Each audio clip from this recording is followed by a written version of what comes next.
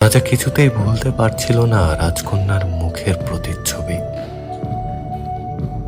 তার চেনা পৃথিবী চুরমার হয়ে গেল। রাজকন্যার কামরার সামনে দাঁড়িয়ে রইল মুহূর্তের পর মুহূর্ত। সেদিনই ঘটে গেল দুর্ঘটনা। রাজ্যবাসী শূন্য প্রাসাদে দুষ্ট রাজা ও মিষ্টি রাজকন্যাকে একসঙ্গে দেখে ফেলল। রাজকন্যার গায়ে লেগে গেল কলঙ্ক। কয়েকজন অমানুষ সেই রাজকন্যাকে নোংরা ভাষায় হেনস্থা করল। সেই দৃশ্য দেখে রাজার বুকে রক্তক্ষরণ শুরু হলো। সে নিজ প্রাসাদে ফিরে এক দ্বন্দ্ব শান্তি পেল না।